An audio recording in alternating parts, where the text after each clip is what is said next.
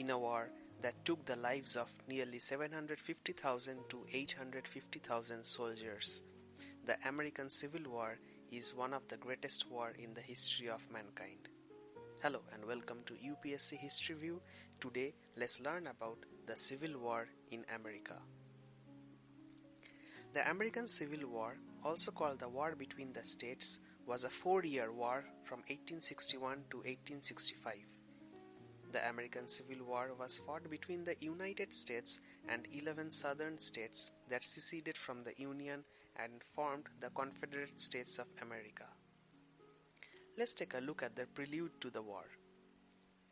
The secession of the southern states, that is Southern Carolina, Mississippi, Florida, Alabama, Georgia, Louisiana, Texas, Virginia, Arkansas, Tennessee, and North Carolina in 1860-61, and the ensuing outbreak of armed hostilities were the culmination of decades of growing sectional friction over slavery.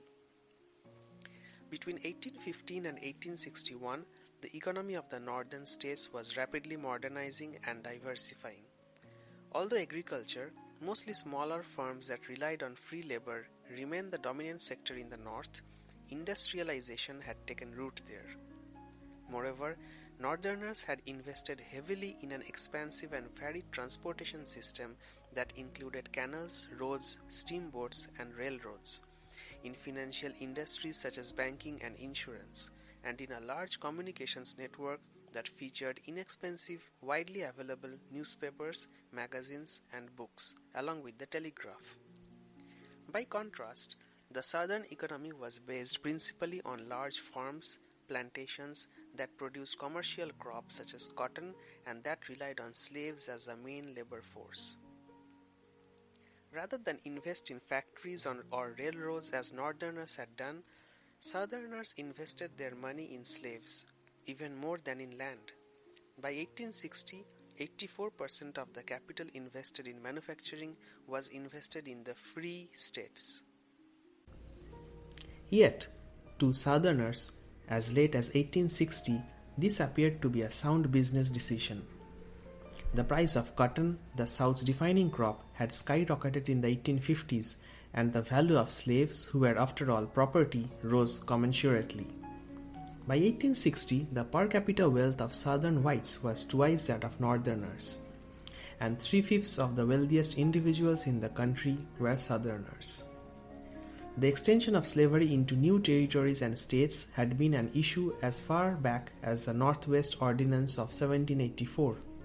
When the slave territory of Missouri sought statehood in 1818, Congress debated for 2 years before arriving upon the Missouri Compromise of 1820.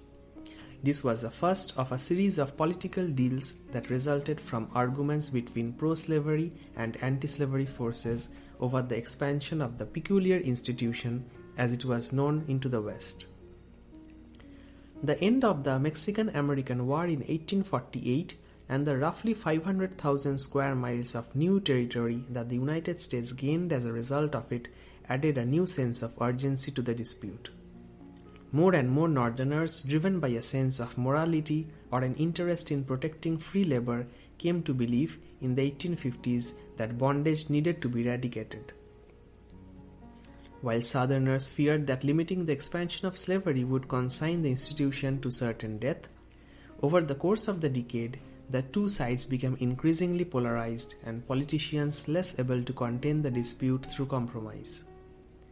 When Abraham Lincoln, the candidate of the explicitly anti-slavery Republican Party, won the 1860 presidential election, 7 southern states, South Carolina, Mississippi, Florida, Alabama, Georgia, Louisiana, and Texas, carried out their threat and seceded, organizing as the Confederate States of America. In the early morning hours of April 12, 1861, rebels opened fire on Fort Sumter at the entrance to the harbor of Charleston, South Carolina. Curiously, this first encounter of what would be the bloodiest war in the history of the United States claimed no victims. After a 34-hour bombardment, Maj. Robert Anderson, surrendered his command of about 85 soldiers to some 5,500 besieging Confederate troops under PGT Beauregard. Within weeks, 4 more southern states, Virginia, Arkansas, Tennessee, and North Carolina, left the Union to join the Confederacy. With war upon the land, President Lincoln called for 75,000 militiamen to serve for 3 months. He proclaimed a naval blockade of the Confederate States, although he insisted that they did not legally constitute a sovereign country but were instead states in rebellion.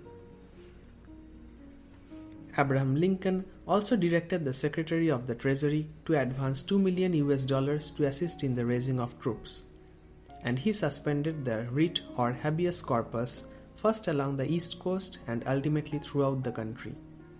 The Confederate government had previously authorized a call for 100,000 soldiers for at least 6 months' service, and this figure was soon increased to 400,000. Let's learn about the military background of the war. A comparison of the North and the South. At first glance, it seemed that the 23 states that remained in the Union after secession were more than a match for the 11 southern states.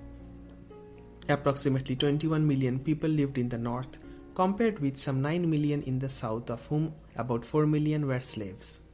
In addition, the North was the site of more than 100,000 manufacturing plants against 18,000 south of the Potomac River, and more than 70% of the railroads were in the Union.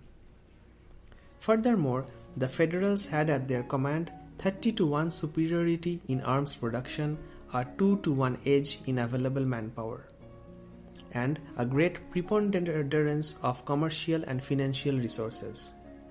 The Union also had a functioning government and a small but efficient regular army and navy. The Confederacy was not predestined to defeat, however. The Southern armies had the advantage of fighting on interior lines, and their military tradition had bugged large in the history of the United States before 1860. Moreover, the long Confederate coastline of 3,500 miles seemed to defy blockade, and the Confederate President Jefferson Davis hoped to receive decisive foreign aid and intervention. Confederate soldiers were fighting to achieve a separate and independent country based on what they called Southern institutions, the chief of which was the institution of slavery. So the Southern cause was not a lost one. Indeed, other countries, most notably the United States itself in the American Revolution against Great Britain, had won independence against equally heavy odds. Let's take a look at the high commands. Common problems plagued both sides. Of the two rival commanders-in-chief, most people in 1861 thought Davis to be abler than Lincoln. Davis was a graduate of the U.S. Military Academy, a hero of the Mexican-American War, a capable Secretary of War under President Franklin Pierce, and a U.S. representative and senator from Mississippi. Lincoln, who had served in the Illinois state legislature and as an undistinguished one-term member of the U.S. House of Representatives, could boast of only a brief period of military service in the Black Hawk War, in which he saw no action. As President and Commander-in-Chief of the Confederate forces, Davis revealed many fine qualities, including dignity, firmness, determination, and honesty, but he was flawed by his excessive pride, hypersensitivity to criticism, poor political skills, and tendency to micromanage. He engaged in extended petty quarrels with generals and cabinet members. He also suffered from ill health throughout the conflict. Davis's effectiveness was further hampered by a political system that limited him to a single 6-year term, thereby making him a lame duck immediately upon his election, and that frowned on organized political parties, which Southerners accused of having been at least partly responsible for the coming of the Civil War. The lack of political parties meant that Davis could command no loyalty from a broad group of people, such as governors or political appointees, when he came under heavy criticism. To a large extent and by his own preference, Davis was his own Secretary of War. although 5 different men served in that post during the lifetime of the Confederacy. Davis himself also filled the position of General-in-Chief of the Confederate armies until he named Robert E. Lee to that position on February 6, 1985. To a large extent, and by his own preference, Davis was his own Secretary of War, although 5 different men served in that post during the lifetime of the Confederacy. Davis himself also filled the position of General-in-Chief of the Confederate armies until he named Robert E. Lee to that position on February 6, 1865, when the Confederacy was near collapse. In naval affairs, an area about which he knew little, the Confederate president seldom intervened directly, allowing the competent Secretary of the Navy, Stephen Mallory, to handle the southern naval buildup and operations on the water. Although his position was onerous and quite likely could not have been filled as well by any other southern political leader, most of them having come to prominence in a period of growing disinclination to compromise, Davis's overall performance in office left something to be desired. To the astonishment of many, Lincoln grew in stature with time and experience, and by 1864 he had become a consummate politician and war director. Lincoln matured into a remarkably effective president because of his great intelligence, communication skills, humility, sense of purpose, sense of humor, fundamentally moderate nature, and ability to remain calm under pressure. But Lincoln had much to learn at first, especially in strategic and tactical matters and in his choices of army commanders. With an ineffective first Secretary of War, Simon Cameron, Lincoln unhesitatingly insinuated himself directly into the planning of military movements. Edwin M Stanton, a well-known lawyer appointed to the secretaryship on January 20, 1862, was equally untutored in military affairs, but he was fully as active a participant as his superior. Winfield Scott was the Federal General-in-Chief when Lincoln took office. The 75-year-old Scott, a hero of the War of 1812 and the Mexican-American War, was a magnificent and distinguished soldier whose mind was still keen, but he was physically incapacitated and had to be retired from the service on November 1, 1861. Scott was replaced by young George B. McClellan, who was an excellent organizer. McClellan, however, lacked tenacity, persistently overestimated the Confederate strengths, and therefore stalled his attacks, and was openly disdainful of the president. Because he wanted McClellan to focus his attentions on the Army of the Potomac, Lincoln relieved McClellan as General-in-Chief on March 11, 1862. Henry W. Halleck, who proved to be a strong administrator but did little in the way of strategic planning, succeeded McClellan on July 11th and held the position until he was replaced by Ulysses S. Grant on March 9, 1864. Halleck then became Chief of Staff under Grant in a long-needed streaming of the Federal High Command. Grant served efficaciously as General-in-Chief throughout the remainder of the war. After the initial call by Lincoln and Davis for troops, and as the war lengthened indeterminately, both sides turned to raising massive armies of volunteers. Local citizens of prominence and means would organize regiments that were uniformed and accrued at first under the aids of the states and then mustered into the service of the Union and Confederate governments. On each side, the presidents appointed so-called political generals, or men who had little or no military training or experience but had important political connections, for example Northern Democrats, or had ties to immigrant communities, were brought into the army.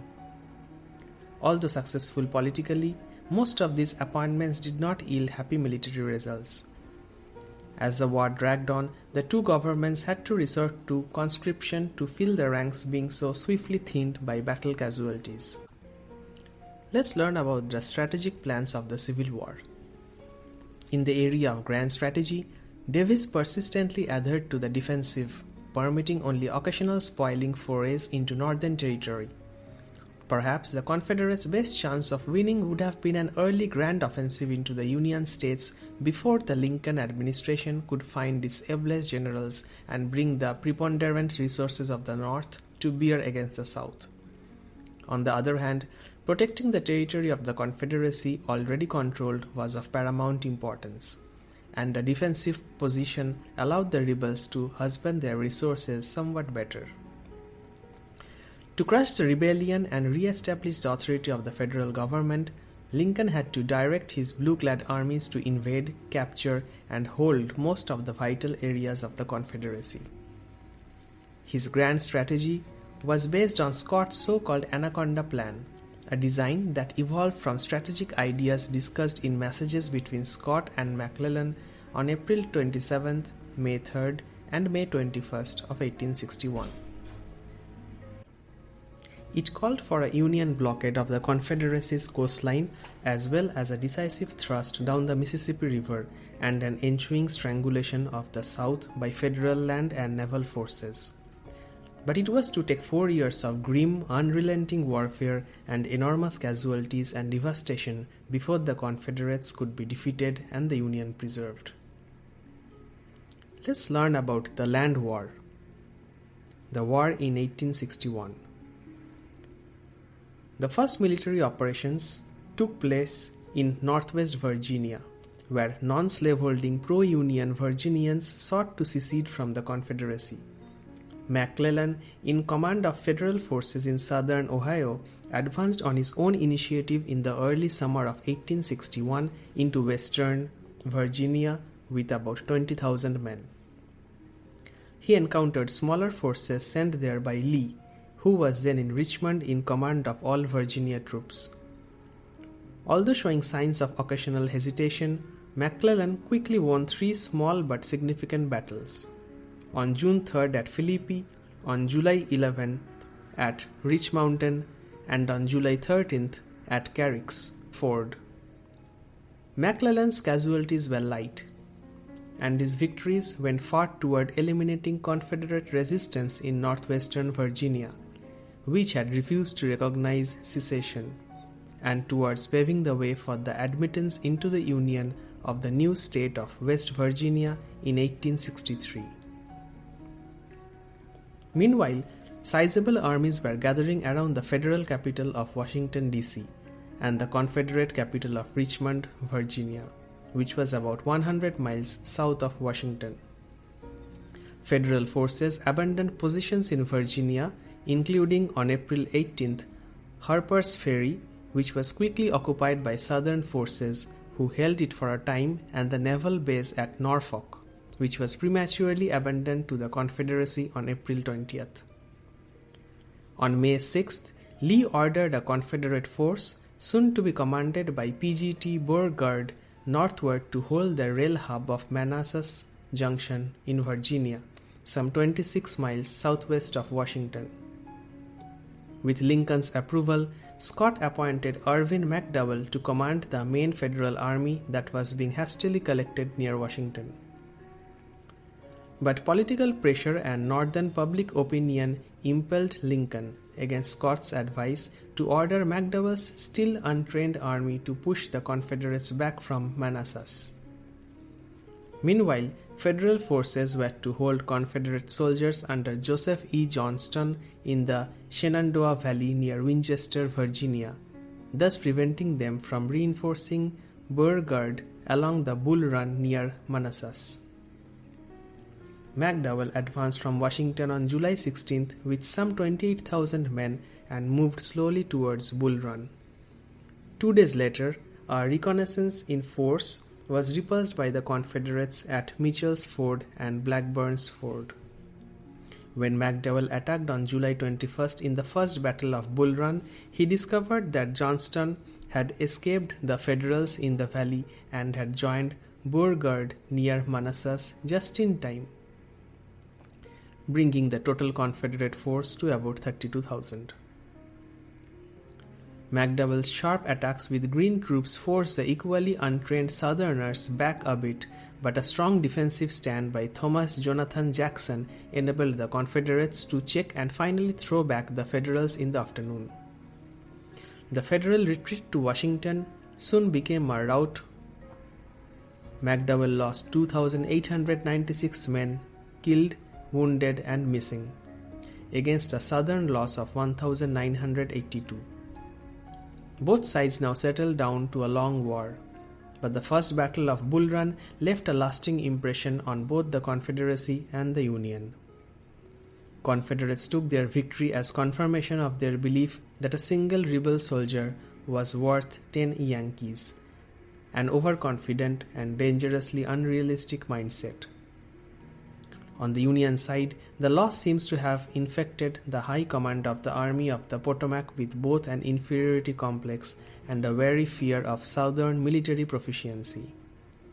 This attitude was in evidence until Grant became the general in charge of all the armies in the spring of 1864.